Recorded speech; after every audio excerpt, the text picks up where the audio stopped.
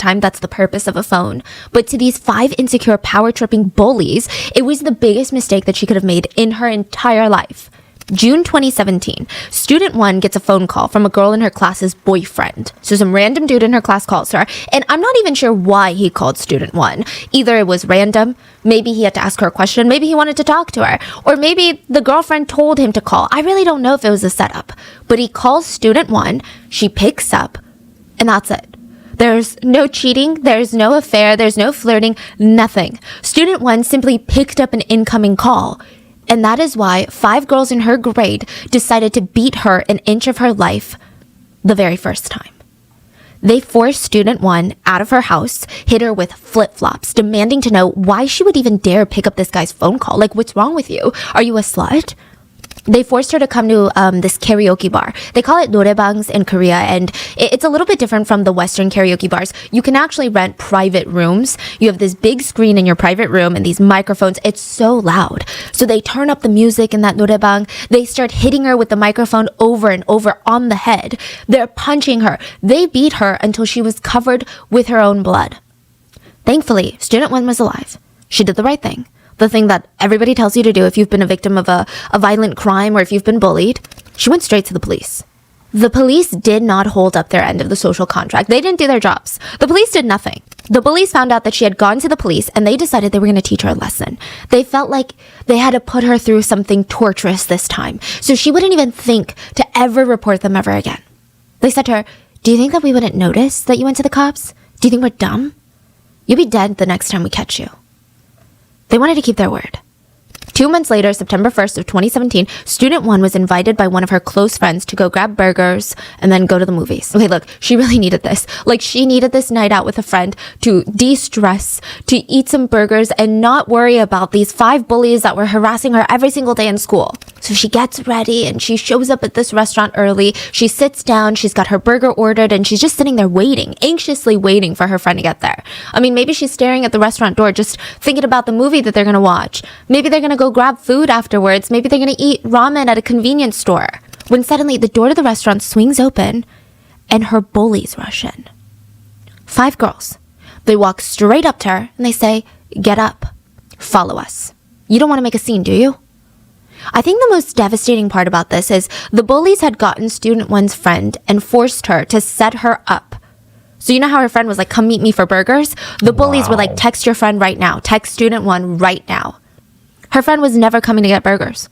She was never going to go to the movies with her. She knew what the bullies had in store for her. There is CCTV footage of student 1 walking out of the restaurant with the 5 bullies. So what happens is, at first, she walks out and she's willingly leaving the restaurant. And I'm saying willingly in the sense that it wasn't forcible. Like, they're not dragging her out of the restaurant. Probably she was scared to say no and scared of making a scene. But it seems like when they instruct her to go into the alleyway next to the restaurant, she steps away and tries to leave. So one of the bullies grabs her by the hair and drags her into the alleyway. And almost immediately after, I'm sure while they're still in view of the main road, because the alleyway, it's not like it's just, there's a turn immediately. Like, you've seen an alleyway from the main road. You can see straight down it. Right afterwards, a police car is seen driving past the alleyway. Wow. The police fail her a second time. They keep driving. Whether they saw her or not is unclear, but the result was nothing and nobody was stopped. Instead, the bullies, the 5 bullies, they drag her to a quiet place and they start punching her. The crazy thing is, it's secluded, but it's not isolated. Like, this is a busy part of South Korea. So a few passerbys, they see student 1 being punched and nobody tries to stop them. Nobody tries to call the police. But it freaked out the bullies enough that they dragged her to a nearby factory instead that was closed. And they started assaulting her with anything that they could get their hands on.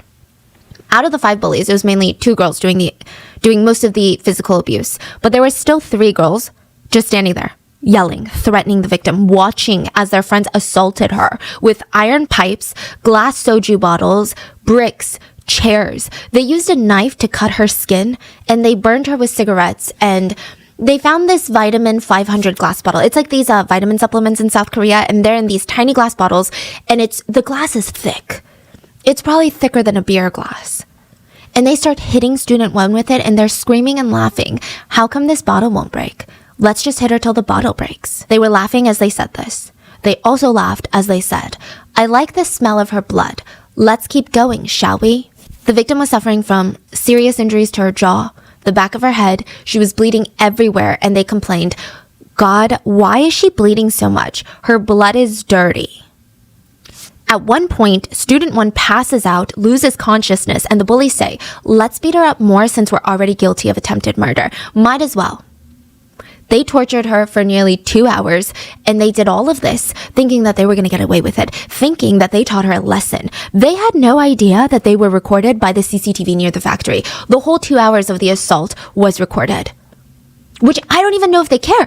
I don't even know if they care, because they were caught on camera, and I'm going to show you this footage, forcing student 1 onto her knees, like the begging pose, like pleading for her life, and taking pictures of her with the flash on. I don't know, as some sort of sick evidence of their torture, like a trophy.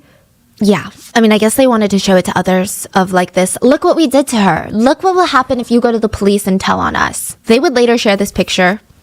The kneeling photo, or? Oh my gosh. So the CCTV is in black and white, but every inch of this student 1's body was covered in blood. Like, I'm talking, her hair is caked in blood. Every part of her arm and legs are covered in her own blood.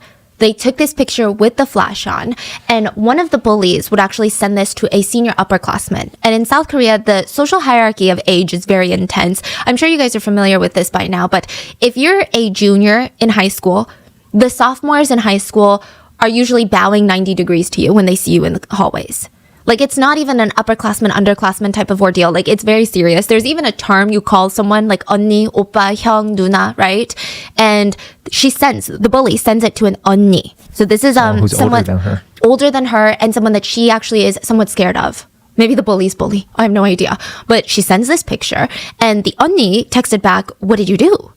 "I hit a kid." They'll say it's attempted murder. "Do you think I went overboard?" "You did that? Did you do it alone?"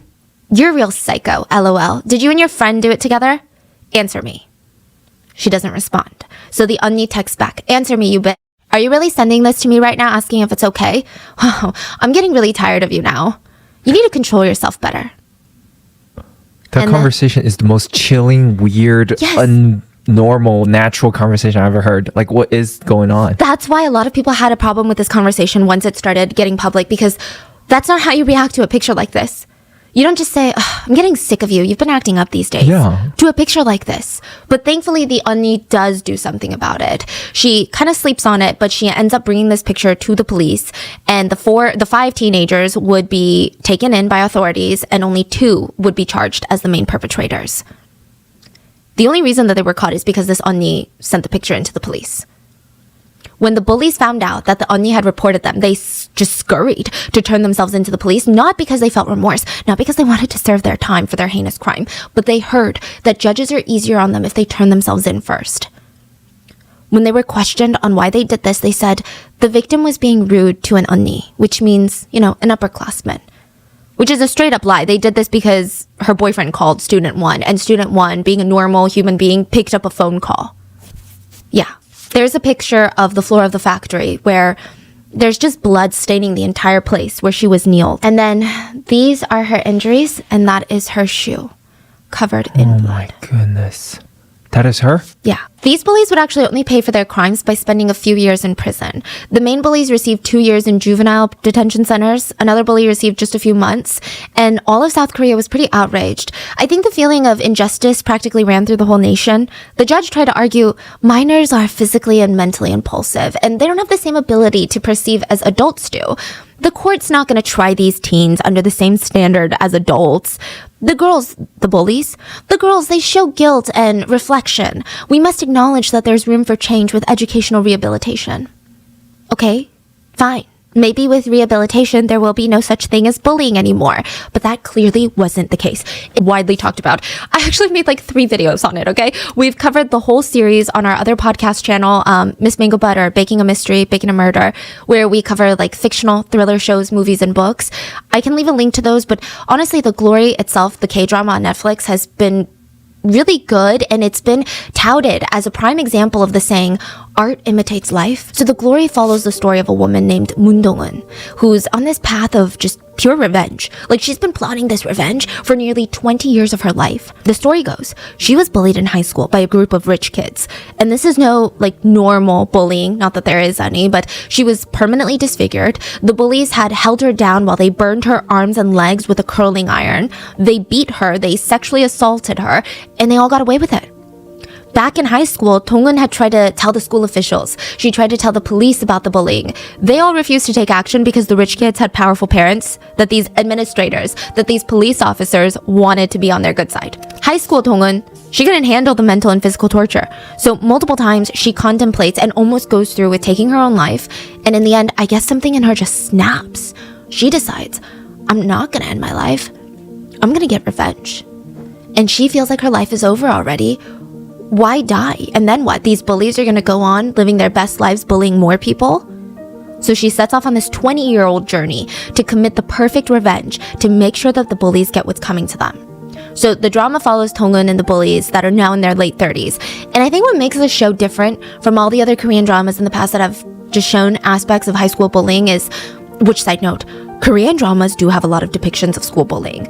I remember being shocked watching Boys Over Flowers, and there's so many clips where the main character gets bullied by having rich students throw eggs at her. She walks into the school, they're throwing eggs at her and pouring bags of flour onto her. I remember showing my mom and being like, that's crazy. And she's like, yeah, Korean bullying is that crazy. It was the weirdest thing. But the glory is even more intense than that. But I think what makes it stand out is it's a pretty close and honest depiction of bullying in South Korea. Like, maybe not the revenge, but the bullying aspect. Like, just how deep the layers of school bullying are. The police corruption, the school administrators' negligence, their motives to make this school seem like the perfect school, intimidation of victims, parents using their money to get away with things, letting their kids get away with things. Like, it makes sense, especially in a country like South Korea, that this K-drama became one of the most anticipated releases in a while.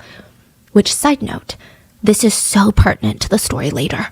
But all the actors and actresses were screened for past school bullying records because the directors and producers wanted to make sure nobody in the drama was later exposed for being a bully in real life. Can you imagine that? Exactly. Imagine one of the bullies on the drama is like a real life bully. So keep this in mind for later. How do they screen that, I wonder? Like, hey, let me just talk to all your classmates. And yeah, I wonder if they go back to your school records, but none of these stay on the school records. Exactly. Do they get a PI? Yeah, it's... Or do they do the most basic search? And even today, like, people are getting exposed day by day, right? Okay, so the bullying thing in Korea has become such a shit show.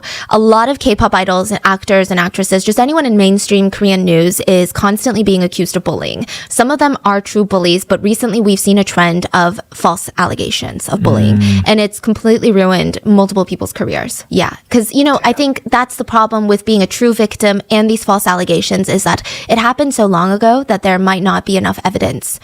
And so it's a really tricky situation. Yeah, very tricky. Yeah, I'm not exactly sure how they would screen for something like that, but keep this in mind because maybe they didn't screen everyone. Okay? Just keep that in mind. So The Glory, it might seem like this really well-written show, and it is, but in the art imitates life kind of way. People start immediately drawing connections between the show and real-life bullying cases that were well-known in South Korea like many years ago. And the show was not just a genius Netflix idea. It was based off these true stories. And there's 3 central themes that The Glory explores, and all these themes have real-life cases that they were inspired by. The 3 elements, the 3 themes are bullying, suicide, and revenge. Those are like the key themes in this whole K-drama. So let's explore the real-life cases. The most standout aspect of the bullying in the show is that the bullies are burning Moon Dong-eun, the protagonist, with a curling iron. They're literally holding her down, taunting her, telling her that they're going to use her skin as a way to check the temperature of the curling iron to see if it's hot enough for their hair. In 2006, Chung, a middle schooler, again, I don't want to use her full name, I believe you can find it, but let's call her Student 2 for privacy reasons. Student 2 was hospitalized for 2 months. She had traumatic injuries all over her body. Her parents, doctors, even the police were called to the hospital when she was brought in because, they were alerted, they were alarmed.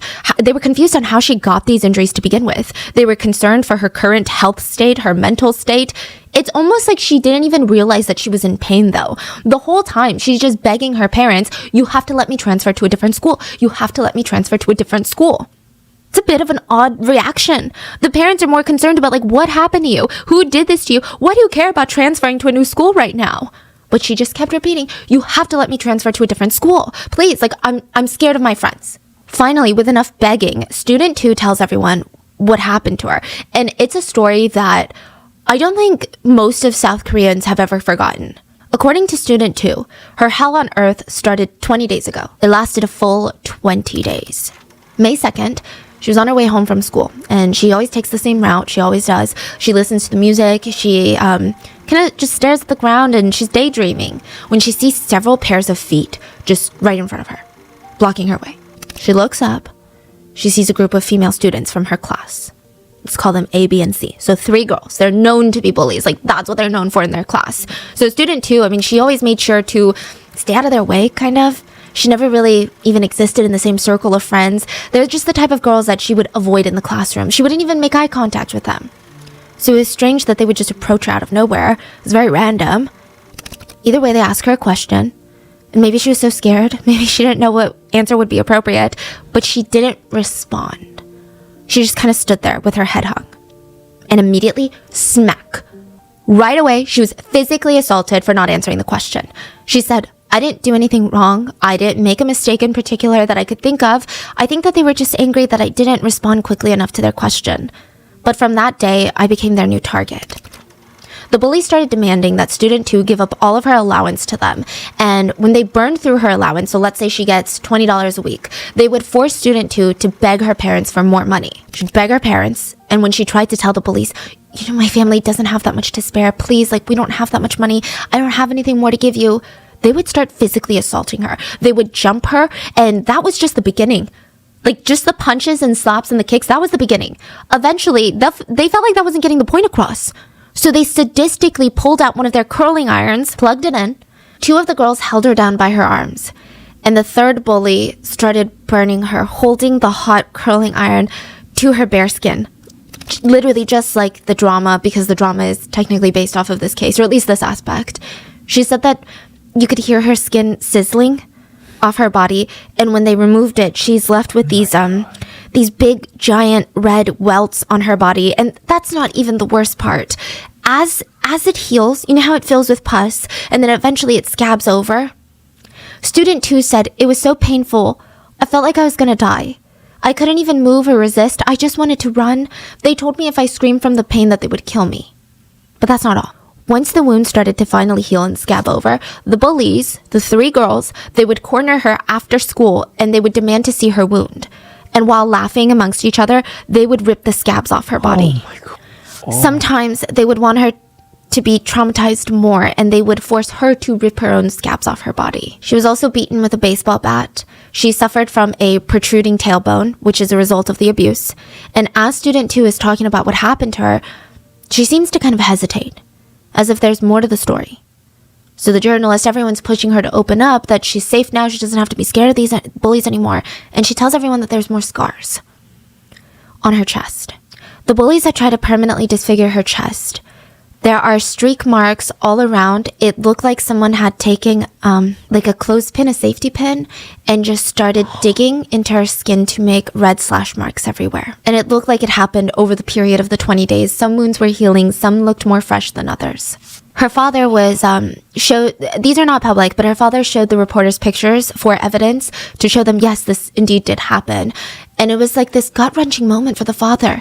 He works as a chef, and he said that every day during those 20 days, he came home and he did notice things. He didn't think it was a big deal, but always in the middle of the night for the past month, he would wake up to screams coming from his daughter's room. He'd wake up, check the time, and the next morning when he asked, she was just having nightmares. So when it happened again, he's like, oh, was she just having nightmares? Which she was, but it was happening a lot during the time that she was getting tortured. He regrets not asking her or demanding to know what was going on or even trying to wake her up. On top of that, around the same time, his daughter was begging to be transferred to a different school, and he didn't take it seriously. He thought that maybe she was trying to switch schools because it was less academically intense, or maybe a close friend of hers was going to a different school. He thought it was something like that. You know, one of those like kid excuses. That's kind of what he chalked it up to. He thought he was making the right move as a parent by making her stick it out at this school. Once he found out the truth, now he couldn't sleep at night. He was just seething with anger. He demanded answers from the school on how they could even let this happen. He begged his daughter to give up the names of the bullies. And she was so hesitant. She's like, I can't tell you. And she said that they were going to kill her if she ever named them as the bullies. Finally, with enough prodding, student 2 tells her parents and the school who did this, and everyone's kind of shocked. The girls she named are not the type of girls that would be bullies. They're not the type of girls that would bully anybody. And I know, like these girls can be perceived a certain way, but actually be completely evil. That wasn't the case here. These 3 girls genuinely did not bully student 2. What do you mean? Student 2 confessed that she was bullied into lying by the 3 real bullies. So she just named 3 strangers? 3 random girls in the school that the bullies wanted her to name. Wow. So, okay. What? In the end, they did get down to the bottom of it and found out the identity of the actual bullies, the 3 girls, and the school said they were going to investigate. After their investigation, they came out with a statement where they said, "We've conducted an internal investigation." God, I love internal investigations. "And we've closed the case because student 2 and the 3 girls' stories aren't matching up." Yeah. What? If that's not the most obvious thing in the world, of course it's not matching up. But the school continues. For us, it's becoming a case of she said, they said. The only thing we can confirm at this time is that she, student 2, had fallen off of a bike at one point, and that could result in some of her injuries, insinuating that potentially a lot of her injuries could have happened when she accidentally fell off a bike, which other classmates did witness this bike fall, which I don't know how in the world that would be feasible to get like 3rd-degree burn marks from falling off a bike. Her father said, I just can't believe how a school can be this lukewarm about a cruel case like this. A lot of netizens agreed. They posted about this case, they accused the school administrators of being corrupt, and they wrote, "Did the school get bribed by the perpetrator's parents?" Their response makes this whole situation worse. Just look at the pictures of her arms. If someone did this in the army or in the street, the police would have a field day. They wouldn't just ignore it. So why are the police ignoring it when it happens in a middle school? Oh my God, this is middle school? Yeah, most of the stories we're talking about are middle school. So that's what, 13, 12? 13, 14. Does the school really believe this is a case of 2 sides having different perspectives? So the sentiment became, okay, fine. The school and the police won't do anything about it. Let the netizens do it. Let's expose these girls. But once news started spreading about this case, the police were forced to investigate, and this is when the main bully, they call her Kim confesses to the police for her crimes. And again, she didn't do this because she felt remorseful. It's, if you're a minor, you confess to a crime, it's kind of well known that you get a higher chance of getting probation. So even the way she confessed showed that she had 0 remorse for what she did. She straight up said, yeah, I burned her about 9 times with a curling iron. I hit her around the head a couple of times, legs and arms maybe about like 7 times. This lasted for 20 days. And it's because student 2 promised me something and she didn't keep her promise. She also stated that she didn't turn herself in sooner because the whole situation was, quote, getting out of hand. She was promptly arrested, which is rare because Korea's law for minors is incredibly generous. Like if you're under the age of 14 and you commit a heinous crime such as rape, you still get probation. You get to go home. It's not even going to be on your record. And then the names, nobody knows the names. Nobody knows. Yeah. Nobody will know what you did at 13 years old. And I'm sure that will only escalate when you're 23, 33. The judge said, I arrested this girl because I wanted to set a precedent for how serious school bullying is in South Korea. Kim was arrested and sentenced, but I don't know what kind of precedent this judge was really trying to set out other than maybe trying to look good for a second there in the press, because at the time, nobody knew the extent of her sentencing. He was like, this is private confidential information in the eyes of the law. We can't let it be known. So people move on. We don't know if we're looking at juvenile detention center. We don't know if we're looking at probation, 2 days community service. The teachers involved in the case were also investigated and had administrative punishment, which is unknown again what the extent was that because the school refused to tell reporters, but I imagine a week paid time off, which is not a real punishment. Meanwhile, student 2 has to live with the mental scars of this for the rest of her life. After 2 months in inpatient care, 2 months, she had to go to a psychiatric hospital. And this is in 2006, right? So this all passes over. And then with the glory trending recently, a lot of people are revisiting this case. And netizens are still furious. And there was an interesting question that was brought up. Like, do you think that these bullies grew up and regret what they did? Do you think that they live with shame and hate? There was so much newfound interest in this case and interest in what happened to that evil middle schooler. Like, what did she grow up to be?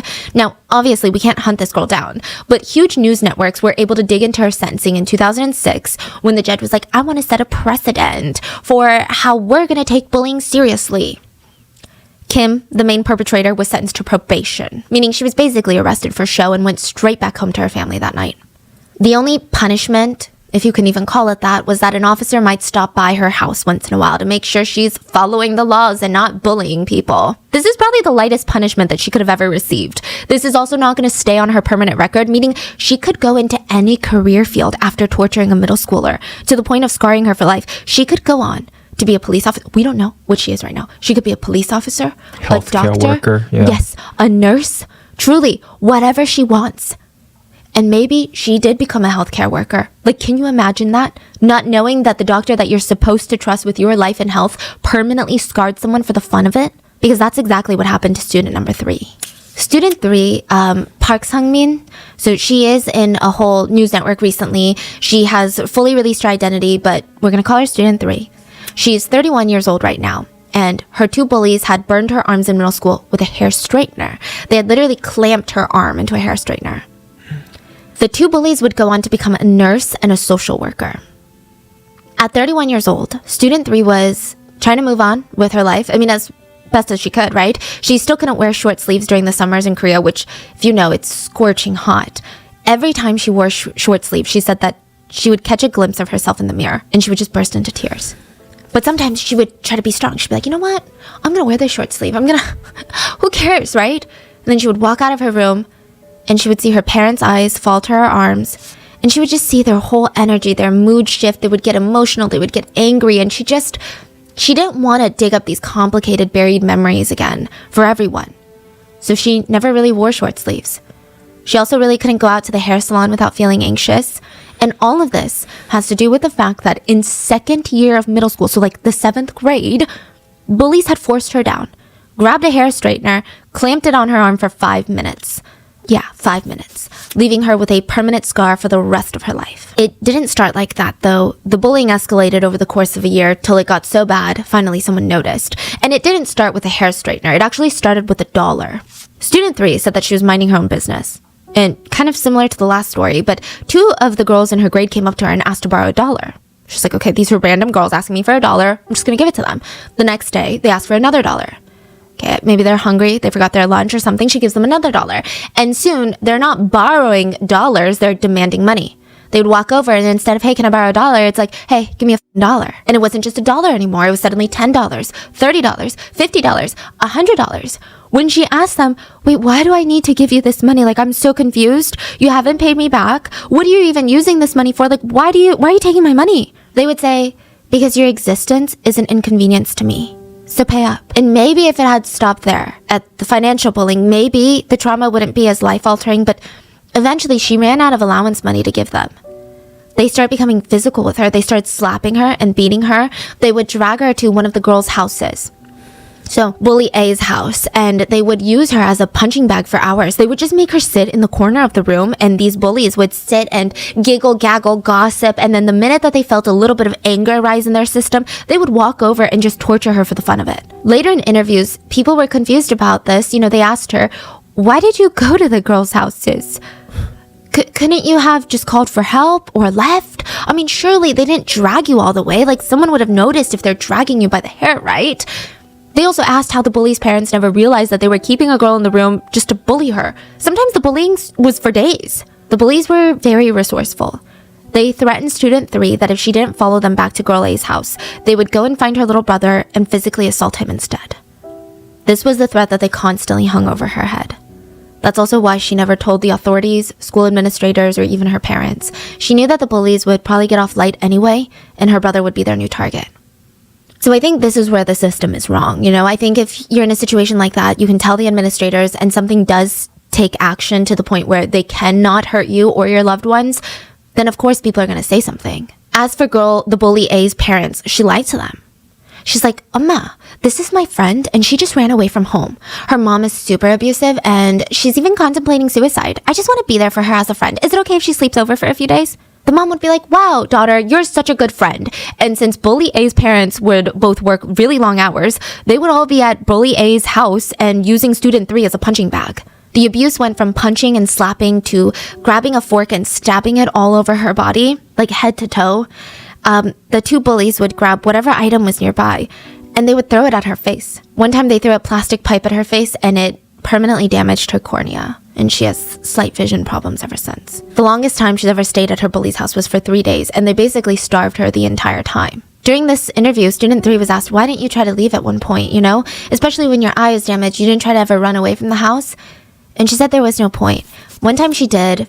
They knew where she lived. They would either get to her brother or once they came over and they trashed her entire house, making it difficult for her family. They would flip furniture, ransack the whole place, all because she refused to come to Girl A's house. Like, there was no part of student 3 that was safe. She was constantly covered in bruises and welts and just desperately trying to hide this from the adults. For 6 months, while the abuse lasted, she couldn't even fall asleep. Just like student 2, every time she closed her eyes, she would have these intense nightmares. So for 6 months, she felt like a sleepless zombie, just going through the motions of life and abuse. She tried gathering as many sleeping pills as she could and tried to take them in hopes of getting a dreamless sleep, but it just wasn't working. She even, in a desperate attempt, told her mom, Mom, I just want to go to sleep. I just want to sleep. I want to sleep so bad. I want to die. Like, what do I do? She said that she would zone out and stare out of her window of their apartment on the 3rd floor and wonder, if I fell out of the window, what are the chances of me surviving? If she went to her friends' apartments and they had balconies on higher floors, she always wondered if maybe this would be the place that she would come and jump if she had to take her own life. She said she constantly looked down at the ground and wondered, would I die? Would I live? Would I die? And then one spring day, student 3 was wearing a long sleeve white shirt because she can't wear short sleeves. But the wound on her arm wasn't healing properly and it had this like giant bubble of pus, like it was filled with liquid, and it was bulging out of her shirt. And her teacher noticed it and brought her in to be examined, but the pus made the shirt stick to her arm. They had to cut the shirt off of her to examine her. Oh my God. Her parents were informed, and that's how the bullying came to light. One of the most heartbreaking parts of the story is that she was asked on the show what she would like to say about her bullying and how it was handled, and she talked about how during the time there were a lot of adults in her life that asked her, well, what did you do? Like, not saying it's your fault, but you must have done something to make the girls react like this. Wow. She said if there's one thing she would like to say is she would tell these adults that she did nothing wrong. The bullies were forced to apologize for what they did to her, and it wasn't a real or true apology. One of them was straight up laughing while she apologized. And you guessed it, 0 consequences. The main bully was given 40-hour community service and a 1-week school suspension. She wasn't even expended. I feel like these bullies, they should at least get exactly what they did to the victims. Yes. Yeah, you scar someone for life. Yeah. You get the same scar at least. Yeah. At least. Right, at least, right. Because exactly. it was your first choice to even give a scar. And also the fact that you did, even if the bully gets the scar, it still doesn't take away the trauma the victim's going to live with for the rest of their lives. I just don't see how they think just apology will do. It reminds me of how a lot of countries, including the US, treat like sexual assault cases. Yes, There's so exactly. much concern about the perpetrator's future. Exactly. Like, we can't let this mistake ruin their future. What's worse is that she and the main bully ended up at the same college. And they bumped into each other. So this is after middle school is when the abuse took place. After high school, in college, they bumped into each other. And maybe you would think that this bully has some sort of remorse. No. She smirked, walked up to student 3 with all of her friends and said, I know this girl. What major are you? Student 3 said that she was shaking the whole time. She was so angry, so scared, she couldn't even respond. Like, it was like her trauma was flooding back to her. Thankfully, they didn't have any more run-ins after that, and student 3 had friends that stuck by her in college. And it wasn't easy making friends. She said after her abuse, she was just having such a hard time trusting anyone that wanted to befriend her. She felt like they were wolves in sheep's clothing. A lot of friends stuck by, even when she was not trusting of them. And now she has stopped taking sleep medications. She's been able to find some happiness and move on. And even though she's moved on, there's really no justice in this story either. She has to apologize to every hairstylist and hairdresser to not use a hot tool in her hair because the minute that they pick up a hot iron, she starts to panic. And to make matters worse, the last time she checked on the two bullies, one of them was a nurse and the other one was in social work. They both constantly post about doing charitable work. She said that she was speechless at the audacity of these people. She was angered by their choice of profession. And once the show The Glory came out, her friends were texting her asking if she was okay because the show reminded them so much of what happened to her. Student 3 says she cannot bring herself to watch the K-drama. And more recently, there was a case that also reminded people of The Glory. And this one I don't think inspired The Glory because it was so recent, but this just goes to show nothing has really changed. July 15, 2020, let's call him student 4. A young man, 22 years old. July 15th was his birthday. He didn't really have any special plans, so a group of acquaintances had texted him, hey, let's go celebrate for your birthday. He took them up on it. It's kind of sweet of them to remember his birthday even, right? The acquaintances, I don't even think they can be categorized as human beings. They met up with student 4, dragged him Wait, I'm sorry, are these classmates or are these classmates. colleagues? Yeah. Oh, in college? So they dragged him to a nearby vacant lot, like a parking lot for his birthday, right? And they're acquaintances, so just random classmates, not necessarily friends, right? But they're in school. Yeah, so you wouldn't think that these are bad people. It's not like strangers that you meet online. You know them from class. They bring a chair to the parking lot. They tie him up to the chair, cover his face with a hood, and they tell him that they had prepared a special birthday candle present for him. Birthday candle. They tie him to the chair? Yeah, his ankles, his arms behind the chair, everything. Put a hood over his head, and they get close to him and they say, so let's celebrate your birthday. They spray gasoline all over his body, and they put one firework on each knee, and they light the firework. They're trying to kill them. Slowly going down. They're trying to kill him. Basically. Sadistically kill him. When the fireworks exploded, the fire caught onto student 4's whole body. He said, it was so hot and painful, I fell over. They saw me in pain and they just kept telling me, keep rolling to put out the fire. That's what they said. They saw a literal human being on fire and they said, keep rolling. I thought I was going to die like this. When I begged them to call 119, emergency services, they said, this place is a little isolated, so it might take too long for the ambulances to come. Student 4 has third-degree burns on 40% of his entire body. That's not even the part that'll get your blood boiling. The perpetrators got away with probation. Meanwhile, student 4 is not only left with irreparable damage of what they did mentally, physically, but he's also been left with an $80,000 medical bill. He has to get a skin transplant surgery as well as reconstructive treatment, which, yes, the perpetrators did settle monetarily for what they did, which the amount was decided by prosecutors and not really agreed upon by the parties involved. The families only paid $40,000. Student 4's family demanded the bullies pay the rest, and they all said, well, what do you want us to do? We don't have money. There is a current civil suit against the bullies, but the fact that we're even here is wild. Student 4's family is filing a lawsuit because the justice system couldn't get them justice the first time around. So how is the case being handled like this? Originally in 2020, I think that this received a lot of attention, but with The Glory being a big conversation, it's become there's a resurgence on this topic. The case has gotten a lot more attention in the public eye, and people are so unhappy. The parallels between the drama, the corruption from the legal system side. Netizens wrote, is the prosecutor on this case They lit someone on fire and they're getting probation?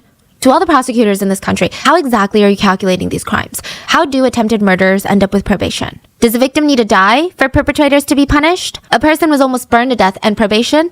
You guys are crazy people. Are you joking? Someone commented what a lot of us are probably thinking right now. Throw them all in jail and set them on fire. Student 4's mom said, it doesn't matter what we wanted. The prosecutors didn't care. The prosecutors didn't care what we had to say. They just gave them probation. When I asked for medical fees to be covered, everyone just shrugs and say, they don't have money. So what can we do? And maybe these feel like extreme cases, which they are. But it doesn't change the fact that school bullying and primarily school violence is a huge problem. I think that's maybe another reason, probably why people continues to bully, because of the consequences. Nobody's scared. Nobody's terrified of the consequences. It's laughable, the consequences people get. I think you would get heavy punishment for cheating in South Korean schools versus physically assaulting someone. For cheating, getting caught cheating, unless you're the kid of a rich parent, yeah, you might be expelled. I think also there's so many elements that have to do with school violence in South Korea. And I just want to put a disclaimer. I think school violence is prevalent everywhere. I think just in different forms. So in the US, we're pretty familiar with how school violence takes place. In South Korea, there's so many different elements of why it happens like this. There's the seniority complex between how even when you're 15, you have to bow down and properly greet people that are 16. I'm not talking adults, not the elderly, not your parents' friends. You have to talk to them with a completely different vernacular. It's called 존댓말. It's to show respect. There's all of these things, and it's just, there's so many elements to it. Also, the teachers and school administrators in these schools are so focused on their careers, and they're so focused on making sure that they look good. And when you're a school administrator and there's bullying in your school, you look bad because you can't even handle kids. Yeah. So there's so many problems with this. Again, corruption in schools, corruption in the government. There was a man appointed, Cheong Sun-shin, as the chief of the National Office of Investigations. He was appointed. This is like a heavy title, huge political office, okay? One of his job duties was to investigate extreme cases of school violence in schools in Korea, right? He had to resign after 1 day in office. And I'll tell you why. It was revealed that the first day in office, he used his position to help his son avoid punishment for bullying and school violence. Wow. This is the man that was supposed to be in charge for getting justice for the victims. His son was a bully, and he helped cover it up. And his son goes to the Harvard of South Korea, Seouldae. Like, where are the consequences for any of these people? Just like in The Glory. It's like literally K-drama. This is like even in K-drama, you're like, ugh, this can't be real. Exactly. In K-drama, you're like, ugh, this is so far-fetched. Nobody really does that. Like, that's so an abuse of power. How do you get away with it? I think another huge incentive for authorities is that the law is so lenient to minors. It's almost seen as not really worth the work to investigate school bullying because you're going to investigate, spend all these resources, and then what, the 14-year-old is going to get probation anyway? So there needs to be something changed about the law. Yes. So a lot of South Koreans have been arguing for lowering the age of the responsibility. And right now it's 14. They want to keep lowering it. I think recently it was lowered to 13.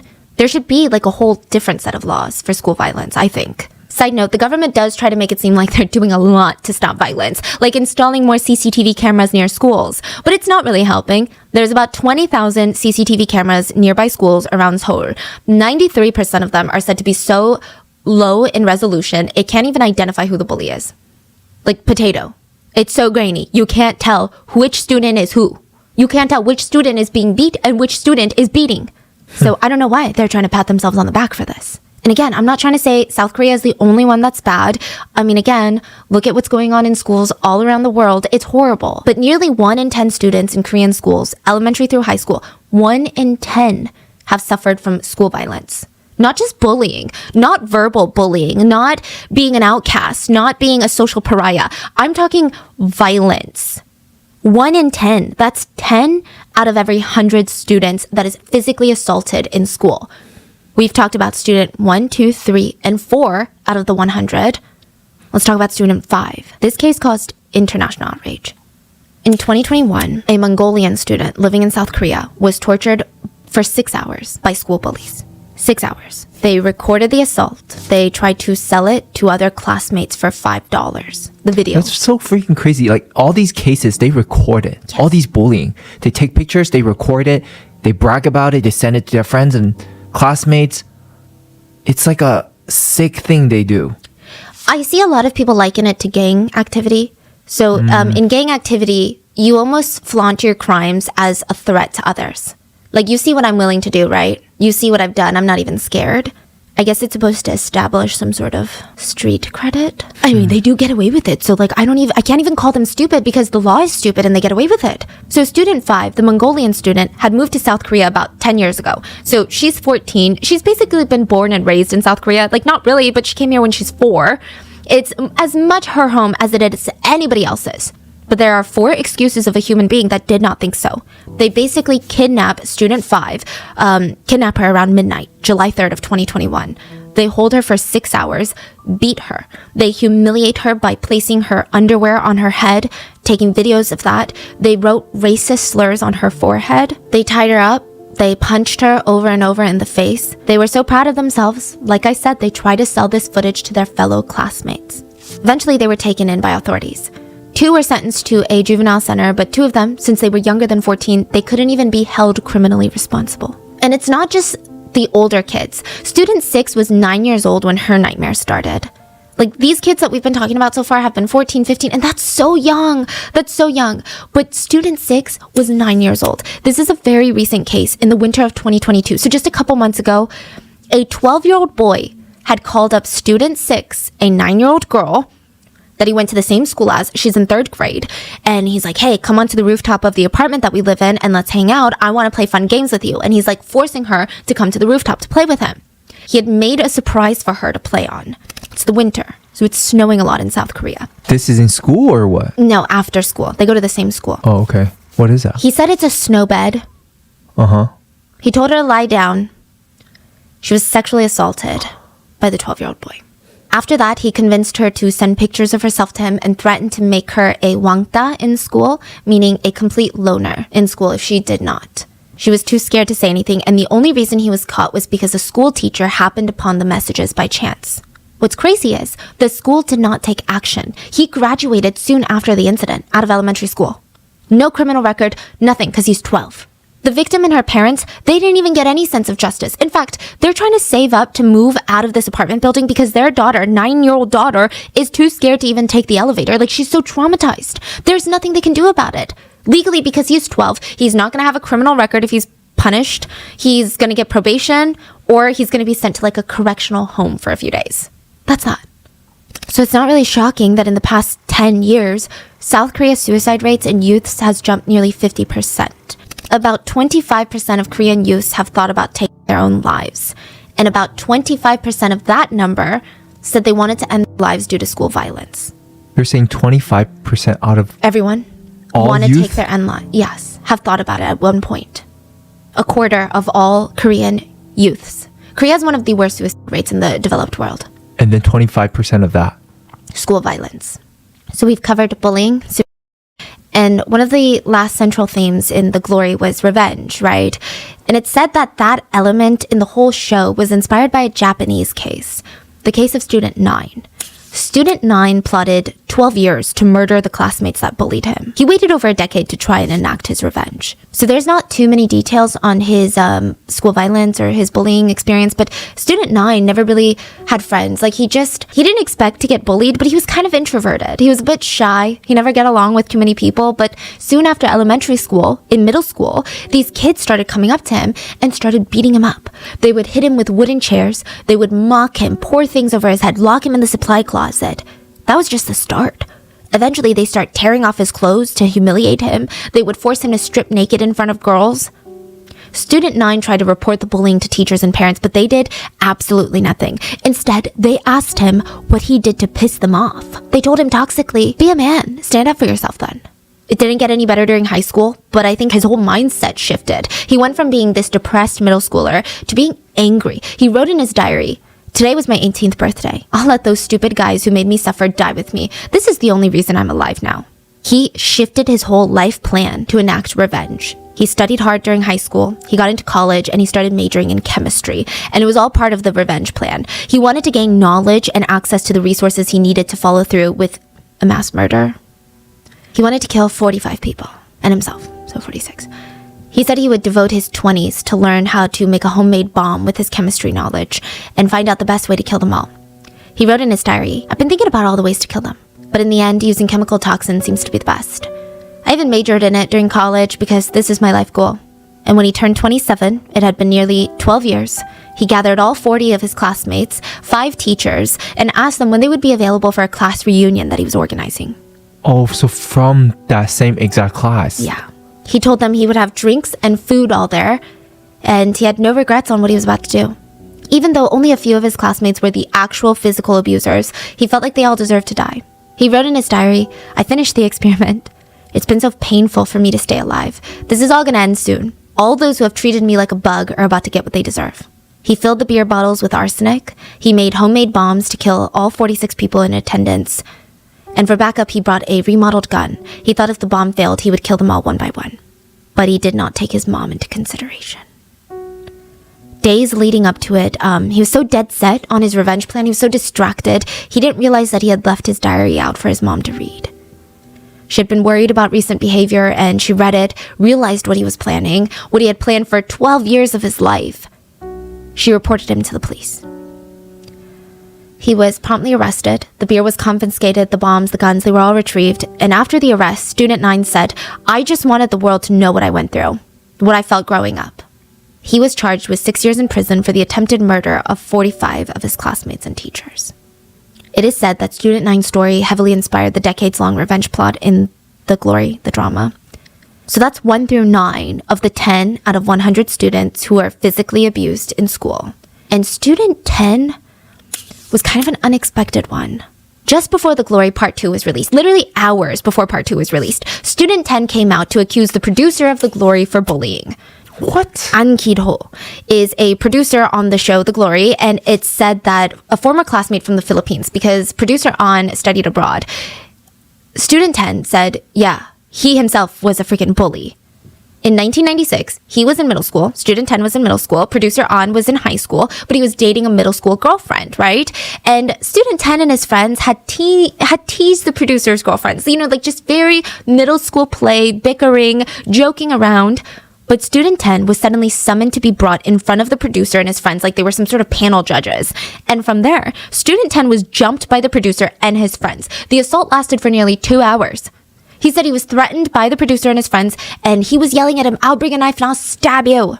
Student 10 wrote, "I just found it absurd and unforgivable that he was directing a TV show about bringing justice to school violence when he literally assaulted me. I was so upset, I wanted to go public with what happened." The producer immediately responded publicly by saying, "It is true I went to school in the Philippines in 1996, but I never was violent with anyone. I don't recall ever ganging up on someone and assaulting them." But as quickly as he tried to shut down the claims, his former girlfriend, a middle school girlfriend at the time, remember? She came forward and said, "I do remember Student 10 being abused. And all he did was tease me. And honestly, if I had known that producer An was gonna beat him, I wouldn't have told him. It was just very normal bickering amongst high school or middle school friends." So now the producer could not deny it anymore. He has since publicly responded with an apology.